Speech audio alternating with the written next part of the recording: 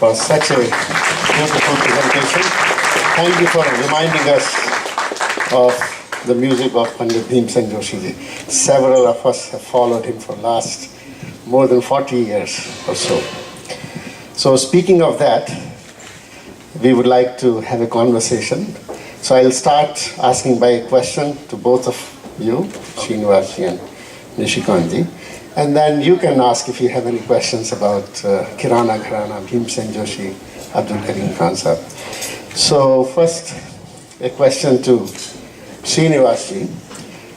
How was it to grow up with such a towering musical figure like Pandit Bhimsen ji? And if you can give us a little glimpse into his personality, first as a father, second as a guru, and third as a collaborator. You have composed music for him. So, and then let me ask a question to Nishikant ji, and then I'll sit down and you can follow up. Growing up in such a great vocal household, and the house, the home of Shrinivas Barodekar. What made you interested in tabla? Why didn't you go first vocal music? And if you can tell us some stories you have heard from your grandmother about her, about the great Ustad Abdul Karim Khan Sahab, and if you can say something about your training with Ustad Allah Khan Sahab. Thank you. So who was first? So anyone can do that. Eh?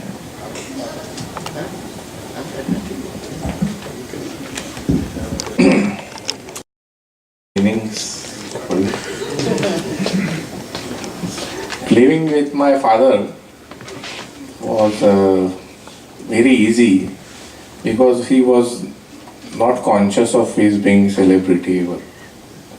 He acted and behaved like a normal person, which is very abnormal thing to do in nowadays world.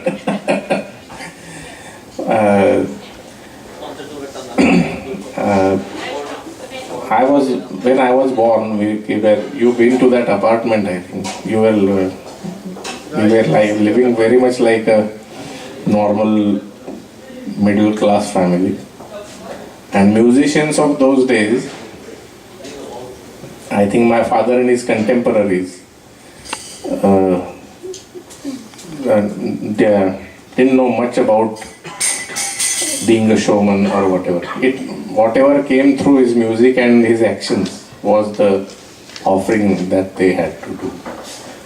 There was no social media or interviewers or paid media or promotional activities for artists, which is a thing that we find nowadays. All the people of that era, musicians, you will notice that they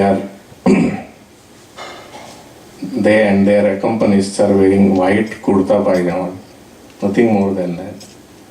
Even the accompanists are white kurta pajama, and most of the audience is also similarly dressed. So that is a symptomatic of that time and this time. Nowadays, there are musicians who inquire about the color of the backdrop. Then they carry 5 or 6 other pieces of kurtas. That's what I hear.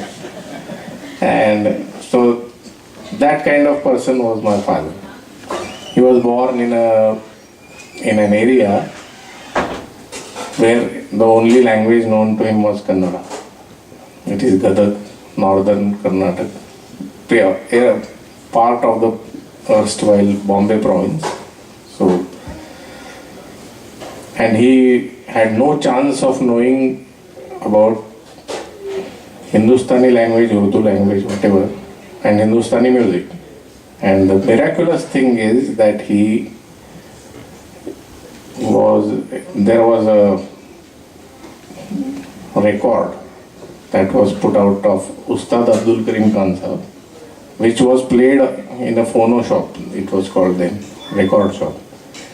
So he missed his school and he sat outside that phono shop because the owner used to play a little bit from that phono for the prospective buyers.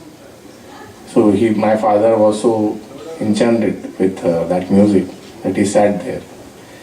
And as he said that he had this in his mind that I must sing like that. He doesn't know who is singing this, what language is this, what kind of music is this. So just consider the era. He was born in 1922 in that area, northern Karnataka, which even today is lagging the rest of India by 50 years, or developed regions. It is quite undeveloped. This little boy knows only Kannada.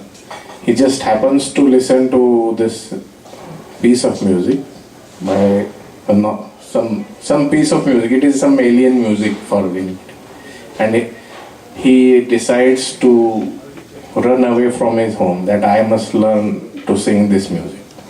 So it's quite miraculous that then he ran away from his home ticketless, traveled ticketless on trains. He heard somewhere that such music is taught in Gwalior. So he traveled to Gwalior, stayed there, Calcutta, Jalandhar, something like that. What I want to emphasize is, he was 9 or 10 then, or whatever. Even I was 9 or 10. Whether I have that passion of gambling away your life for such a weird fancy, because it is fortunate that he became a good musician and he was famous, but most such stories have a million to whatever chance of failure only.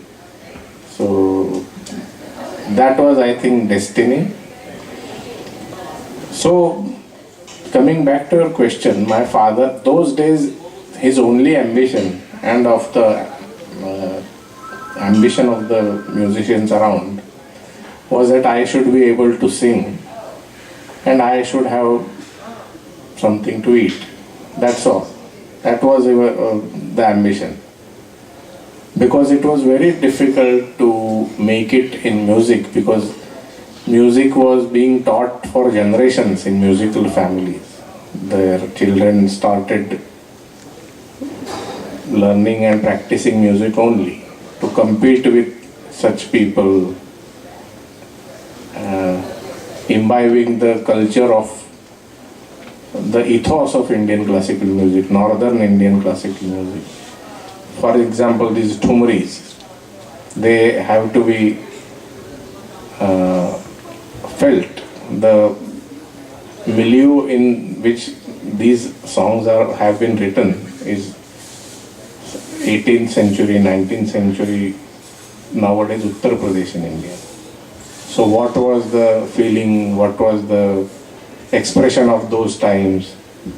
How do people pronounce proper? There are some Thumri pronunciation. For example, I sang Nadiya Kinare Moraga Ab Aiyo Ghanasham. Now, somebody from Pune, if he tries to be very grammatical, I will quickly correct.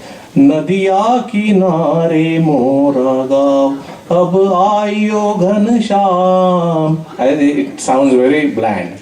So there are some particular expressions which are like passed on like accents of our language. But my father went there, Lucknow, Ram, whatever, and he imbibed those accents.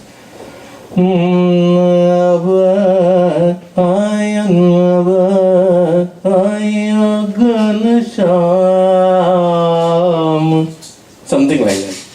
So, and this person, he made it basically. So that's why he was always a man very connected to the ground with common people because he was always one of the common people. So that's why growing up with him, I didn't feel that I was being with some celebrity or whatever, because he just till the very end, whenever he could walk, he used to visit a mutt in his family mutt branch in Pune, and sometimes he just used to, nobody is there, so he just used to get out and call an auto rickshaw and go. Well, it was very normal for him. Now growing up with him as a person, I didn't feel much different. And Nishikant has also experienced him since his childhood. He will also vouch for that. Now Guru part was that he was when I wanted to pursue music, he was the busiest vocal artist, Hindustani vocal artist. I think this is undoubtedly a fact, because many people have, it can be verified from anybody. Many a times he used to travel 20 days, 22 days, whatever. He's outside the house. So how is he going to teach anybody? So I had to pursue him to teach me or whatever, whenever we found time. And as a teacher, he was very polite. He was not the typical stories that are told. Some guru wakes you up at 4 o'clock and spends 4 hours and he makes you do this and make you that. His basic thing was, because he was following his own example. He said if somebody wants to do it, he will do it anyway. But yes, whenever he taught, we never followed this new system of training. I was taught like he was taught by his guru. That is simple. He sings and you try to sing the same thing again. And to whatever degree it is possible. Later on you are given some vocal exercises to improve your range, or you do some paltas. But basic and Kirana Gharana discipline demands that there is a particular application of voice. Application I am translating from Lagao. I don't know what exactly. I think Gharanas, that is my personal opinion, that all Gharanas, that is styles of music, are basically based on application of voice. How do you apply the voice? The later on, the material that they present, the differences are there, but basically Kirana Gharana voice is very sweet, soothing, round. It resembles flute, mostly flute voice. Some people are very melodious, but their voice application is harsh. Harsher compared to this one. Every voice application is very good. So Kirana Gharana has to have a perfect dot. You should be always in sur, and you should be always pleasant. That is the basic aim. So this was imbibed again and again and again. Some vocal exercises. And basically Guru's duty is not to please his student. He was whatever, if you make a mistake, every time he will point it out. This is wrong. The Guru's job is to be politely ruthless to the student. So, yes, you're wrong. Acha, there are many ways of being wrong. as I was even yesterday discussing this topic. First is very obvious way of being wrong. That is, you are off note. You are technically making a mistake. That can be, initially you even can't follow what rhythm is there. You go wrong in rhythm. Those mistakes are there. Second thing is, you are learning from the most successful performer, not only musician but performer, who has captured audiences everywhere in India, maybe all over the world in his field. And so think of later on when I am singing, something I sing, he says, no, this is not right. So at that stage one thinks that technically it was not wrong, but why is he saying I am wrong? Because in development of music, something can be correct, but inappropriate at that particular piece, point of unfoldment. It is not appropriate there. It is like a person is writing a story or a novel. It has to develop. There are some subplots, some things now the storyteller deliberately puts in first chapter, which has a relevance in chapter number 16. And all these things, my father had his vast experience, and so I thought, why is he saying that this is wrong? No, he knows, and I later could understand why he was pointing out those aesthetical mistakes. I could understand after 14 or 15 years, and I said, yes, he was being right then. Because in initial stages, you, in your enthusiasm of being different, do some stupid things which are technically correct. So later on that temptation, I think you mature basically in simple. So his guruship was like that. And as a parent, he was not very strict, at least not with me, because I was his last son, that is youngest time. So he was fond of me. And what was the third point? Collaborator. Collaborator is very simply answered. It's because some company wanted they were pestering him for his abhang or bhajan recording. Unfortunately, two people who composed for him. One was Mr. Ram Phatak, who had come to US actually. He was not there. The second was Mr. Shrinivas Joshi, but he was ill at that time, and they wanted some compositions.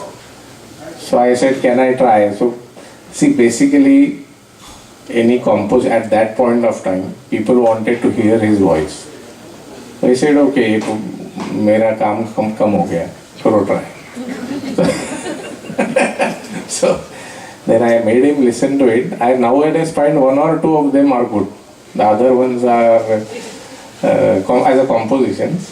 Other ones are youthful enthusiasm to be.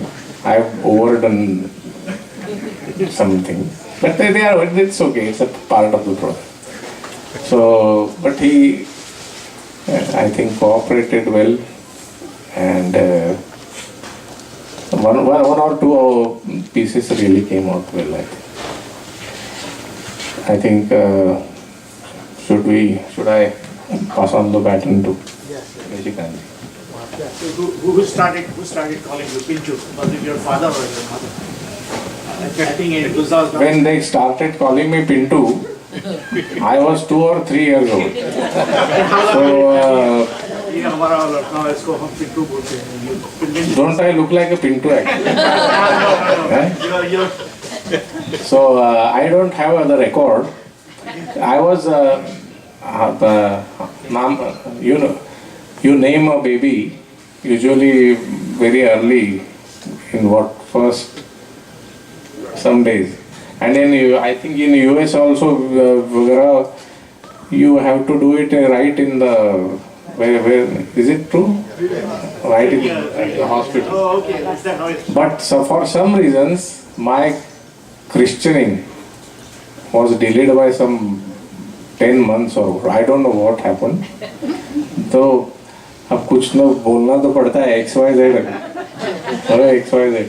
You can't, so it somehow developed this name Pintu. Well, I'm glad how you know that they called me. It's in the documentary by Guzan. Oh. You all are sitting around the table. Okay, He said, okay. yeah. So before Nishikantji begins, let me acknowledge a couple of things. The beautiful sound that you are hearing is by Javed Wahid Saab, as usual, all through the festival. So many thanks to Javed ji. And we are very delighted and privileged to have Gundecha Brothers here. Ramakantji, Akhilesh ji, and also a tabla player from Pune's Supreet Deshpande ji. So, warm welcome to them. So, Nishikant.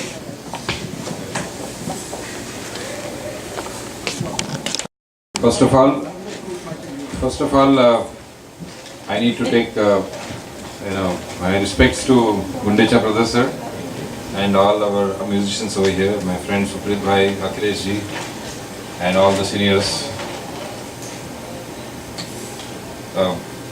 Shukla Sahab asked a question about me, why I took tabla. It's not much important than the next question. But I'll quickly say the situation which I went through. I was very fortunate and blessed to be born in the family of Hirabai ji. And initially I began my vocal training, but there was an accident in between. During my 10th, 11th year, when I was 10 years old, I had an operation of tonsillitis, which, the last 2 days, 3 days of our concerts and our satsangs with Sai centers, I've been telling this. During the operation, the doctor who was operating on me got heart attack. So naturally the whole focus was on the doctor to get saved, the main doctor to get saved. And I was just lying there for some time, like 40 minutes or 50 minutes, with my, that thing cut open and all that. So in that I lost my voice. My vocal cords were damaged. But I was extremely fortunate and always blessed because our house, the great, it's like a mandir. I was always blessed by all the saint peoples because Hirabai was, as you all know, that Hirabai was a very pious and very devotional person. So the same day in town in Pune, we are from Pune, Bhagwan Sri Satya Sai Baba had come there and she was supposed to present her vocal recital. We had gone there. So after that operation, some house doctor completed my operation and we went to meet Baba. So after the concert, the last number, I think she sang Mirabai Bhajan. So she just looked at me and, asked me whether I would play. I played Bhajan Theka. After that, Satya Sai Baba called me and, he created a peda, a sweet, everyone knows peda, and he asked me to eat. But, the doctor had told me not to eat all that, so I was a little confused. But everyone said, Baba is giving you, better you. Then he said that, look, वो doctor को heart attack आया था, वो मरा नहीं, but तुम्हारा आवाज चला गया. I did not know in those many hours, but anyway, to make it short, I can speak and I'm speaking in front of you thanks to Baba. So that is the main reason I could not continue vocal. But after that, Baba only told me you pursue tabla, so tabla. Okay. So that's not much important than the next question actually. Can I just ask you to repeat the question again? Allah Ka Sahib. Oh, okay. It's about Hirabai ji or Allah Ka Kansab? Both. Okay. Everyone knows that my grandmother Hirabai ji was maybe even one generation earlier before than Pandit Bhimsen Joshi. So it was even more a difficult time then, and especially being a lady and with you can just go into that era of 1920s. Nobody was born over here, I guess, I'm sure. Or maybe somebody might be there. And Ustad Abdul Karim Khan Sahab, he was a very serious kind of an artist. Whatever we have heard from my grandmother and her sisters, Saraswati Bai and Kamala Bai, they got very less training from her actually, from him, because he again departed. He was always a traveler and performer. So initially in his era, and when he was young, Ustad Abdul Karim Khan Sahib, when he was young, 1800 something, he was a killer singer. He was a fast singer. He was absolutely like, it sounded like Patiala or, fast stance and attack and technique. He have his old records, like, there's some records we have. 1898 is the record we have. 1905. 1905 came later. 1898 we have this one, like 2.5 minute record. It's like, just thrashing with, full with tayari and super, like, like, what do you say, bullet train. But that phase and that kind of singing, I do not know, I should say that it was Kirana or nobody knows that. But again, something spiritually happened in his life. It had been happening. And that is from Miraj. In India we have one of the biggest dargahs is Khwaja Moinuddin Chishti. His son, they have their mazar, their dargah in Miraj. And he used to visit there and sing for them and pray and worship. So he was blessed by the deity Khwaja Shamsuddin Mira Sahib, that is the name. Anyway, he gave him darshan, as in Sakshat darshan or maybe some vision. After that, his complete singing started changing. And he went into more into Swaravali. And in fact, in the initial time, after around that time, he was into Drupad also. He was doing a lot of Drupad. He was playing Veena. Bean, not Veena, but Bean we call it. Bande Khan Sahib and all. So he has even records of that. So coming as we, to the Kirana Gharana part of it, we are nobody, I am nobody to speak on this, but whatever we have read and whatever we have been told by our elders and our grandmother and the great masters, maybe Gundecha sir knows more also. So this is, it is more swara bound Gharana, and people, of various genres, whatever it is, however it is and however it is followed or been trend is going on, nothing can disturb Kirana Gharana. It is so pakka, it is so, it's complete in itself. It has all aspects of singing, all alankars of singing, but basic passion and basic, that training or that thought processing is more devotional. So that is important as far as the Gharana is concerned. If you start comparing Gharanas, then that's why the Gharana is different.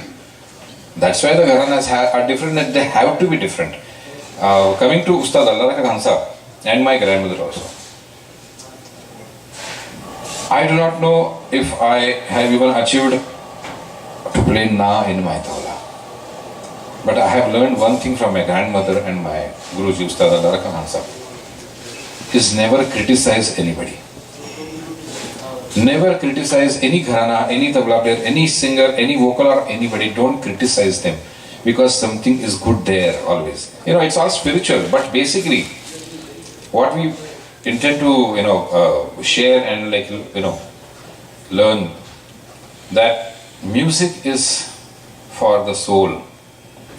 Nowadays what we see, music is an industry. Music has become a business, or it's good up to a certain extent, it's okay. Rozi roti, fine. But whatever is been fed in India through that idiot box is not music. It's just a part of music, which is hardly 2 or 1% of classical is there, we do not know.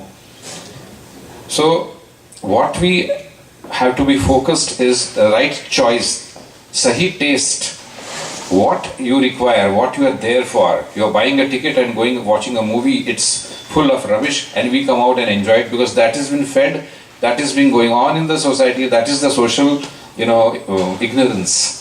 Now we can't come out and say, suppose a young boy is sitting here, and if I try to talk about him, about classical, he will get fed up and go out in 2 minutes.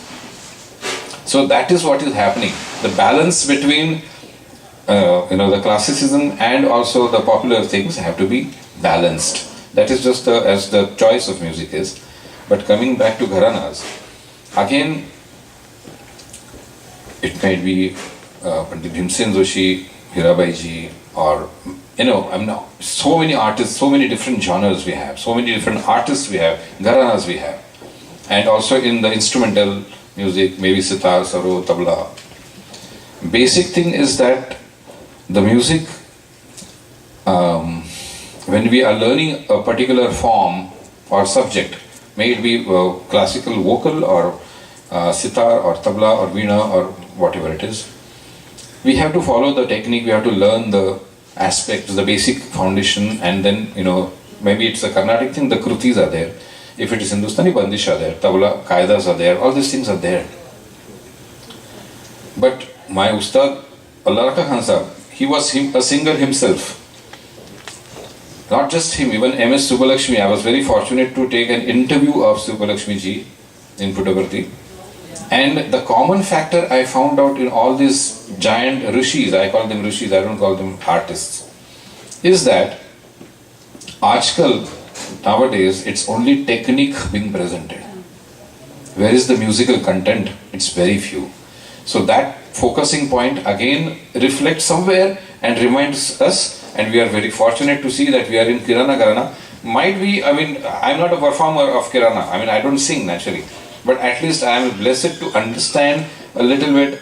That joy gives me peace.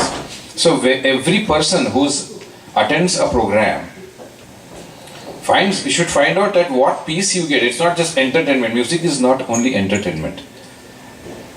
Vice versa, music should not be only devotional. There has to be a balance. That's why the moods of our human nature are vary from, just in 2 minutes we vary our nature. So similarly, if the singer is so powerful, you're there's 100 names, but suddenly I can remember Amir Khan Sahib, Ustad Amir Khan Sahib. He used to go into such depth of that rag that, one used to just forget everything and get carried on. But you won't imagine, you must have heard, as the rag finishes, he didn't even wait. Next moment, the next rag goes, and you are again depth into that other rag. That depth, or deft, what you say, is not found now. We only hear the technique of it, but again coming back, we are all students, so naturally we have to learn the technique, we have to go through the process. So I think all the Mahagurus, the great performers and the artists, they must be really wishing, and they must be really anxious to see that we follow the right music. We are talking about classical music here. Especially we are focusing because we are in that subject is classical. So I think with this, anything else we can have to say? I would, because he was speaking out of Kirana Gharana, and he said he would not, because he has not spent his study in vocal Kirana Gharana. But of course he knows, but some things you know only by doing them. So, Kirana Gharana, there was an interview in our institution in Pune, and the interview was of Ajay Chakravarti, the eminent vocalist, and he made a statement which is in Hindi, which he says, "कोई गाने वाला ग्वालियर या किराने से बाहर नहीं गा सकता." So later on I was there, I asked what he meant. So Gwalior style of music that was there, which was basically the prevalent style from the most older style of music.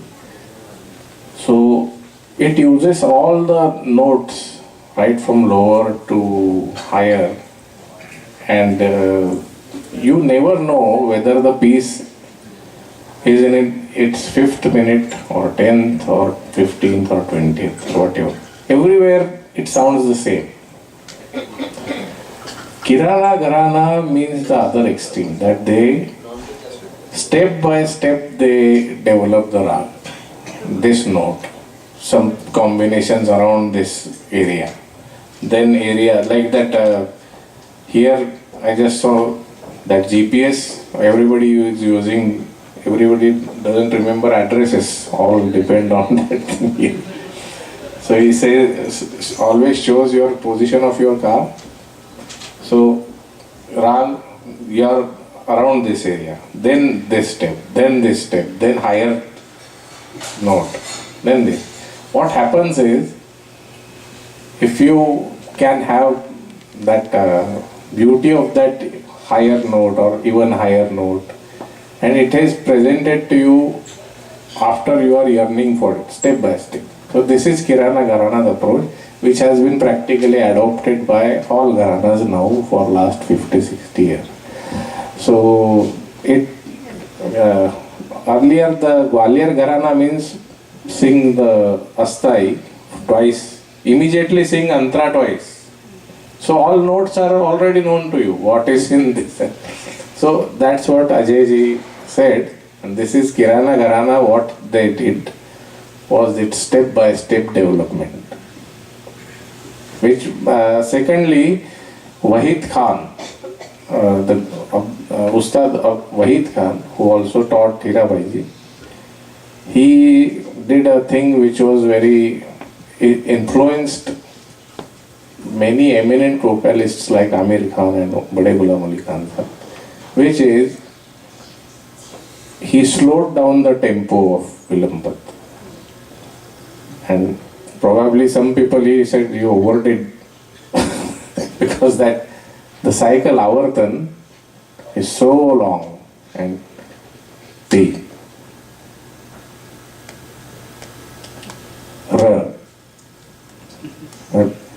People can go and visit. Maybe it takes a minute for the rhythm cycle to come back to it. But that what this does is, this makes it takes a great artist to have that temperament of being in that lay and yet being creative. He was so creative. So this was Wahid Khan Saab's contribution to Kirana Gharana. And Abdul Karim Khan Saab was a maverick. He was trained like a proper musician in Drupad, the instruments, as he said, every aspect of music. But he had the guts to rebel against his contemporaries. He went to Mysore, he saw people doing sargam there, Karnataka, something. He said, this is a good weapon, one more weapon to do Laikari. At that time, people were not doing Laikari, sargam on stage. He said, I will do it. I feel like doing it. Later, people overdid that. Or he said, no form of music is low for me. Our acharyas and pandit and ustad said, we only sing khayal. We don't sing thumri and all that. Abdul Karim Khan says, I will sing garbas. Music has to be good. Ghazal, I will sing. He sang Marathi, Natya Sangeet, he gave record. Also, he was one of the artists who allowed to record himself, which is a big asset now. Many of the artists of those era, they thought that they had this, idea that thinking that maybe that machine might, disturb your voice or awaaz khinch lega kind of thing. But they were, these guys were visionaries. These people were really visionaries. There are actually records of him. Gramophone records of Bean are there. Even you can hear I would them. like to say something. And Carnatic music record is also there of Abdul Karim. Right. He was talking about Ustad Abdul Wahid Khan Sahab and his lay. He was a great alap developer person. Great. So what he was saying just now, that the lay was so slow, that reminds me of my Guru Ustad Allah Khan Sahab. when he used to teach us some really fast Punjab Gat. I mean, it's like a Punjab Gats are like really long, very difficult phrased, and calculations were very intricate. So, but Khan Sahib used to just count the whole thing in just 4 beats. Ati Vilambit used to go like maybe 32 times, 32, divided by 32. That counting he had in his mind. So you can imagine the depth of that, the depth of the lay. Time, see, it's very easy to play fast, or it's very easy to do, drive fast. It's like slow cycling, or something very crudely I'm just saying. Everyone, when you are, especially tabla players, when you are young you play fast. But after 30, the speed crashes down from 100 to 60. But that doesn't mean that tabla player has become old, or that person has become old. Ustad used to say that the wisdom has to grow. The wisdom grows, musical wisdom. So that also part is there. What to play, when, how, which, it has to match the music, whether it is complementing the music or you are just showing off, just for the tabla players. Young boys are here, maybe they might, it's a good thing to share with what Khan Sahib used to tell. So there, that's what I just wanted to say.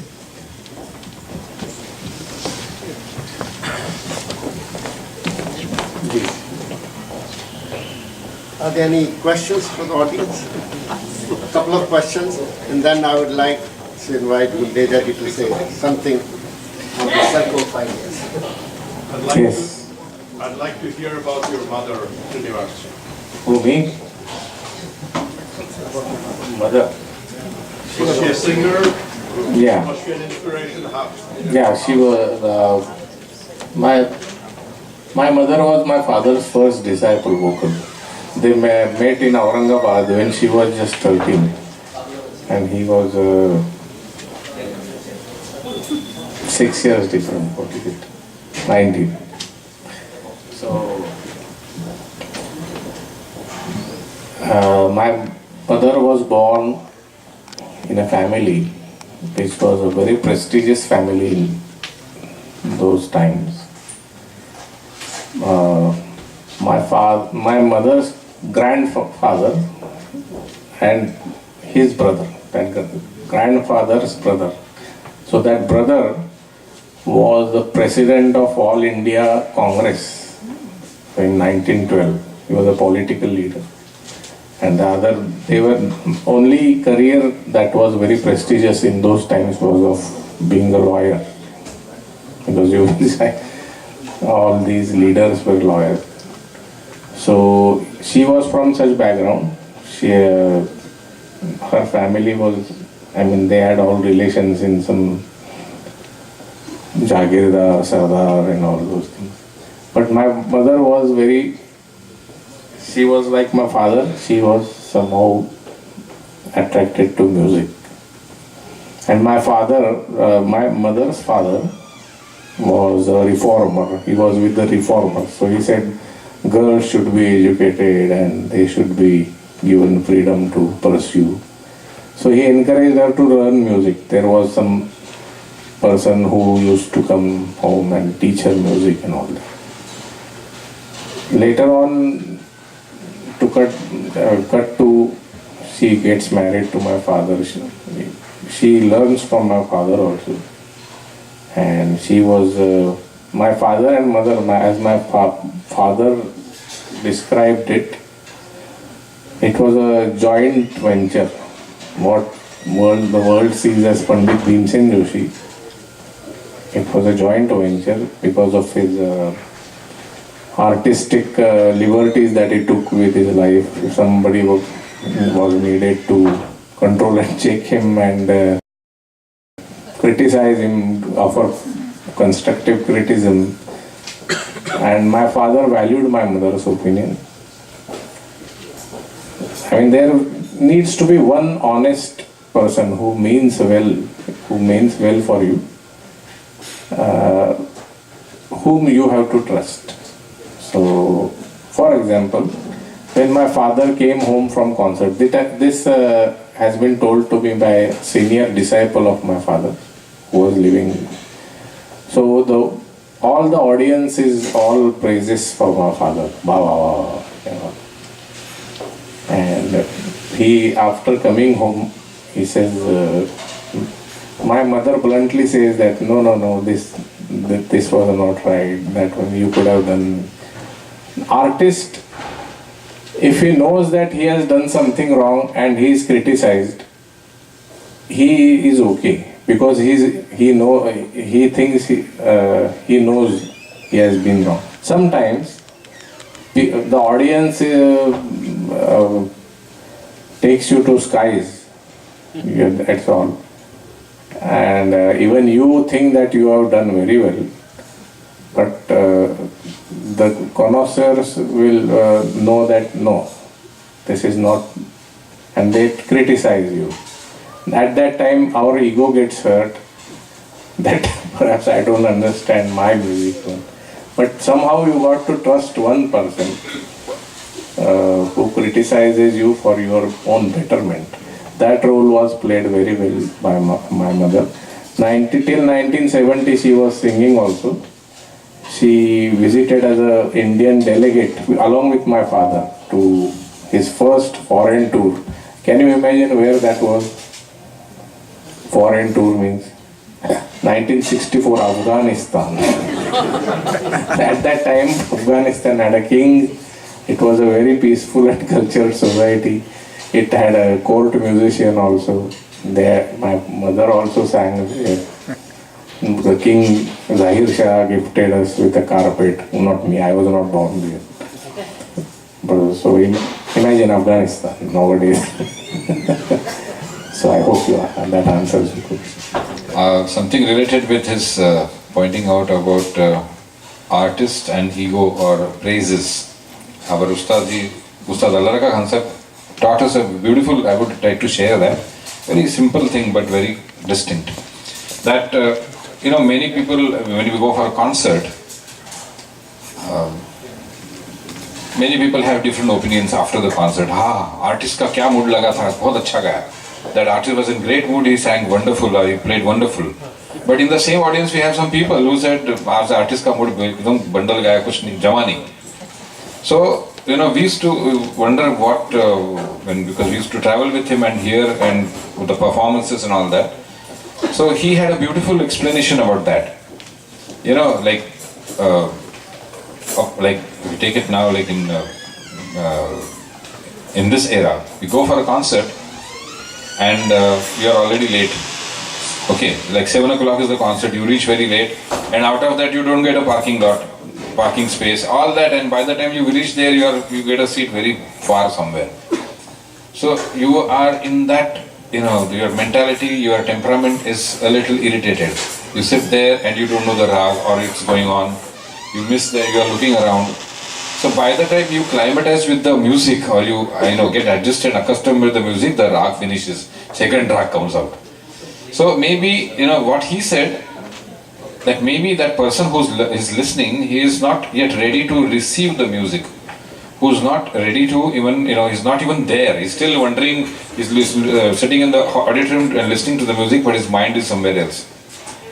So coming back to on the artist side, that day that artist was praised like with many, many praises are there by all the critics and the audience. Wow, kya baat hai, aisa hua, waisa hua. But actually that day that artist performed very bad. That's what he's feeling. Bad means like not to the standard. Like, big artists are there. Their level only moves only here. It's about the other mediocre people. That's we have to consider about. So, it depends on how we are receiving the music. It's not just the artist. Sometimes the artist has poured out his heart, but you are not there. We are not there, and doesn't reach you. So we just easily comment saying that the artist ka mood nahi laga. So that what was the explanation given by Ustad Allaraka. Thank you.